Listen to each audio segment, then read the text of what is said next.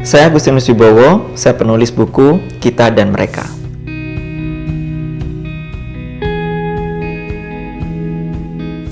Mengapa berbicara tentang identitas itu relevan dan penting untuk saat ini? Kita lihat dunia kita sekarang dipenuhi dengan konflik. Mulai dari konflik rasisme, kebencian antar ras, kelompok agama yang berbeda, sampai perang-perang besar yang kembali berkecamuk di dunia, seperti mulai dari perang melawan teror, invasi Amerika di Afghanistan dan Irak. Kemudian baru-baru ini muncul juga perang antara Ukraina dan Rusia, sampai konflik Israel-Palestina. Kita melihat begitu banyak korban berjatuhan, kebencian yang semakin memuncak antara satu golongan dengan golongan yang lain, prasangka dan permusuhan.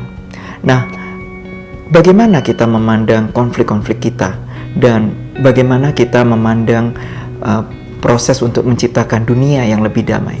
Kalau kita terjebak dalam pemikiran konflik, dalam pemikiran isu kita versus mereka, pemikiran dualis bahwa kita yang benar dan mereka yang salah, konflik ini tidak akan pernah berakhir.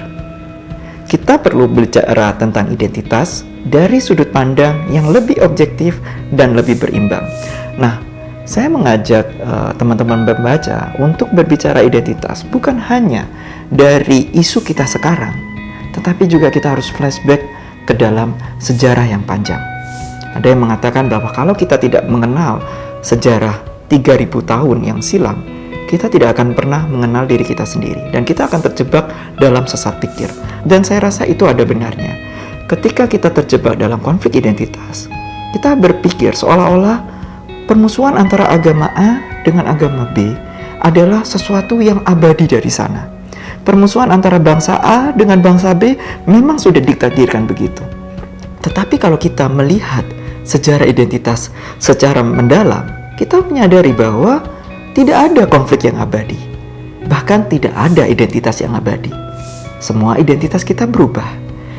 Gagasan kita tentang agama, bangsa, ideologi, negara, semuanya terus berubah seiring waktu. Dan ketika kita menyadari adanya perubahan ini, kita bisa menyikapi konflik identitas kita dari sudut pandang yang lebih objektif. Karena itulah kita perlu bicara tentang identitas. Yang kedua adalah, kalau kita tidak memahami identitas kita sendiri, kita akan sulit terbebas dari rasa permusuhan dan kebencian. Lalu bagaimana kita bisa menciptakan dunia yang lebih damai kalau kita sendiri masih dipenuhi rasa permusuhan, kebencian, iri hati, dan sebagainya? Karena itu, mengenali diri sendiri, mengenali identitas juga adalah untuk menciptakan diri yang terbebas dari pikiran-pikiran negatif, dan pada akhirnya ini adalah jalan untuk menciptakan dunia yang lebih damai.